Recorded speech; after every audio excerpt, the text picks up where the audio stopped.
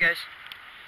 Um, so, I went to work today, and, this thing started,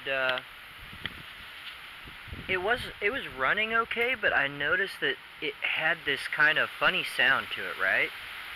And, by the time I got to work, it sounded like one of my pipes had come off, exhaust pipe.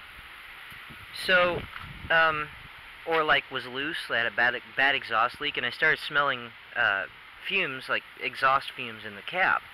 So I rolled the windows all down, and I drove to work, right? Well, at a certain point, it just got louder and louder and louder and louder. And I got to work, by the time I got to work, I kind of knew that one of the pipes had come off. And I was hearing it from the passenger side more than the driver's side. So, I knew that basically all that holds these pipes on is there's an exhaust hanger in the back, and there's a exhaust flange that hooks directly up to the export manifold on the engine. So I'm like, great, it must have come off, because that's where it came off before when we were trying to drop the transmission. It just came off, and it failed to want to go back on. So we ended up putting it back up there, but apparently it wasn't secure enough, because it just fell off today. So I got up under the car, I jacked it up, passenger side, and sure enough that first of all, on the way home from work, got off at 2 o'clock today, on the way home from work, the pipe actually fell off the front of the engine, off the export manifold, and it fell out of the baffle, their little exhaust baffle. I don't know if you know what I'm talking about or not, but there's an exhaust baffle, and it fell, the pipe fell from it. Both of the bolts were up there, both of the nuts were on it, so I had to stop. I pulled off on one of the side streets over in a neighborhood. It's actually one block west of Hartup Street, the one with the light coming off of Kansas. And my exhaust was dragging. The pipe was dragging front ways on the ground. Back was still fastened. So I took my chain and a lock, actually this chain and this lock, and held it secure up off the ground so I could get it home. Took it home, jacked it up, and went ahead and took the entire baffle down and fit it over the pipe. The pipe is kind of beveled out, or it's to where the flange can go over it, and then they bow it out, they bevel it out, and then they basically the flange can't come back over the front of the pipe. Well, apparently that didn't work, so I took a pair of vice grips and beveled it out a little bit more, widened it so that it can't go back over that flange, and I had hammered that flange back on in place, and it shouldn't have gone on as easy as it did. I guess the expansion on it was too small. So I got it back up there after, God, about 2 hours of prying on it and pushing on it and laying on my head, standing on my head and on cardboard boxes in the driveway here. And I decided to go ahead and take a look at my carburetor, and I bought a new accelerator pump diaphragm for it, for the carburetor, because I thought it was leaking. Well, it's not actually leaking, I found out. Once I got the exhaust up there, I opened the hood, and I noticed it was running kind of rough. So I went ahead and I got my timing light, and I got my vacuum gauge. I shut the carburetor down all the way on mixture, and then turned it a turn and a half out on each side, and then went ahead and adjusted it in from vacuum in quarter turn increments on each side, same thing on each side, until it started running a little better, turned it in a little bit more, quarter turn each side, got to the point where it started running a little bit too lean, and then went ahead and backed it out a little bit more on each side, just a little bit, and then watched my vacuum gauge until we had 21 psi, or negative psi, I guess, 21 pounds of vacuum, essentially. Got up underneath there, adjusted the timing by ear because I don't have a harmonic balancer. I still feel like I got a little bit of a lack of power, like the timing's too far down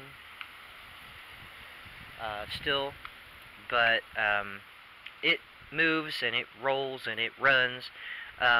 It just don't have a lot of power right now. When I tried to advance the timing, I was listening to the exhaust and feeling the engine for shake, and when the shaking of the engine stopped, and the exhaust stopped kind of intermittently puttering, putt, putt, putt, putt, putt, putt, putt, putt, you know, on each pipe, I went ahead and tried to lock my distributor in place with my distributor wrench. Unfortunately, that didn't work because my distributor bolt is all the way tight, and I can't adjust it anymore in. So you can still turn the distributor by hand, but it's a little tight. It's tough to turn. But I got it to actually adjust out. I just got to be real careful on it, so that when I'm driving it, drive it real gentle, so that the timing doesn't come out. Oh yeah, kill switch. Kill switch, kill switch. There we go. So, and it's also, I think it's a little bit slow still, because listen to how slow it starts. You shouldn't have to pump this thing. It should just fire right up. I've got it, I had it earlier before that wrench moved my distributor and retarded the timing all the way, and I had to adjust it back. I had it in perfect adjustment. Damn, that really sucks. But now I think it's a little bit slow because listen. I mean, it's still running pretty good. Wait for it to...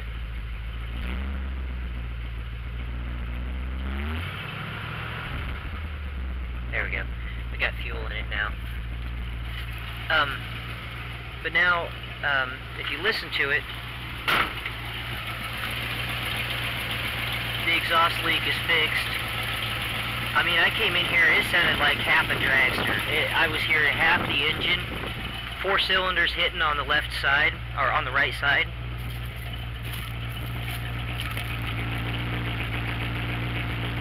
Now it's running nice and smooth. Well, it's cold, but when it was hot, it was running good. Here, I'll set the park brake and drop it into drive.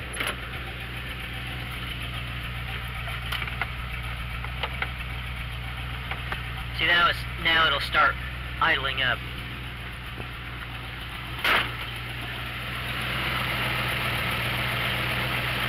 It'll start idling up.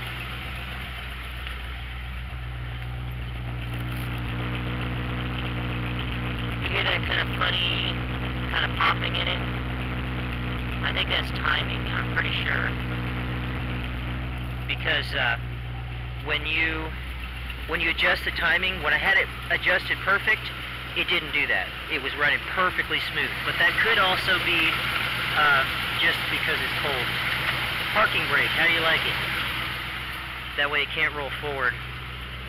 I have a park brake on it, but the cable's stretched, so I need to get a new cable for it, and I can't find one or afford one, so we're just going to do that and very carefully let off the brake so that it doesn't drive.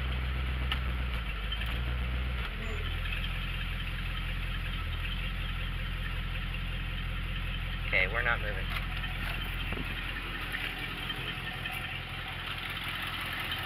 Now you're going to hear what it sounds like in drive. That's at the front. It's idling pretty smooth in drive. It's just, I think the timing's too slow right now. I think the timing's too slow right now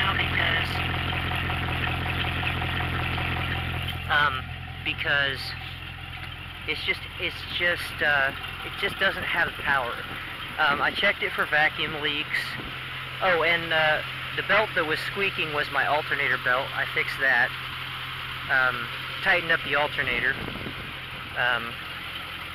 So I tightened up the alternator, fixed the exhaust pipe that had fallen down, adjusted the timing, and adjusted the mixture, fuel-air mixture. And then I went and got gas. Other than that, you hear that where it kind of hesitated, it stumbled? I think that's timing, because when you adjust the timing, if you adjust it right, that will come out of it. It won't do that anymore. So I'm not sure where I've got my timing without a timing light, but I know I had it perfect before I accidentally moved the distributor with my wrench while trying to tighten up the timing. So, you know, it sucks. I mean, I might be able to get a better adjustment on it at some point, but yeah. So we're getting good fuel pressure. We're getting fuel. We're getting good fuel. We're getting good air. Idle's turned up for winter. I forgot. Yeah, I turned the idle up to 1,000 for winter, so that it won't die when it's cold, when it's running. I found out the accelerator pump is not leaking, so now I have a new accelerator pump that I'm not really using, and I've got it on night vision right now, so you guys can see.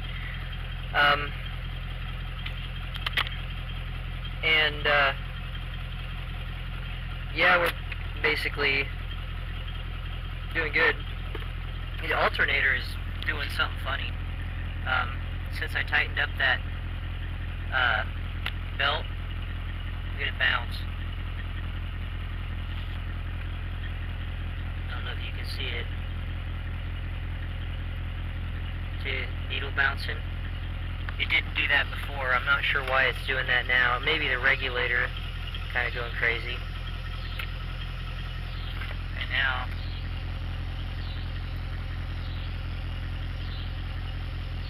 still doing it. That's the lights on. Park lights. Park lights are LEDs.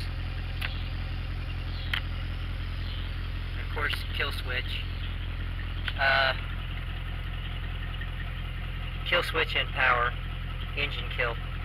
If I hit that, it cuts off the relay under the hood and shuts off the ignition coil and the starter, and basically kills the engine. There you go. So now if you push the hold on, night vision mode. Now if you push the button to start it, you got nothing. If you turn the key,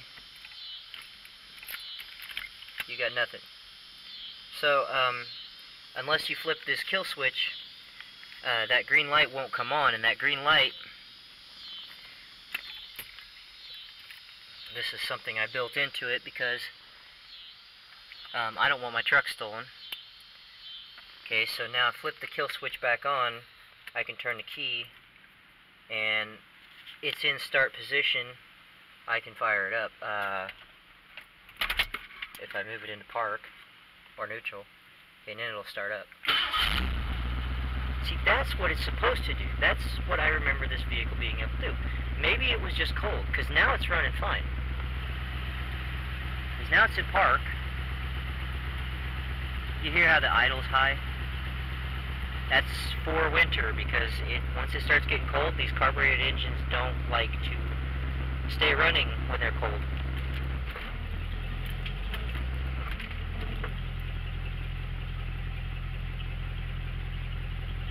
I don't know, I think I still have the timing retarded down too much, a little bit, but I think it'll be okay. It's drivable. We're not racing it or anything, so yeah. Anyway, there's a mosquito in here, and I'm gonna get on out of here before he bites me again. He already bit me on my arm. So I'm gonna put my seat cover back up. Stupid seat cover keeps falling down. And secure my vehicle and head out. Make sure that that's, yeah, I gotta turn that back off. There we go. So kill switch is engaged. She's in park. Got the keys. The doors are locked. Everything's secure. And we're gonna head back inside. Anyways, yeah, it's been a crazy day. But being a mechanic, you know, you got stuff you gotta do. You figure it out, you know. All right, take care, guys. See you later. Peace.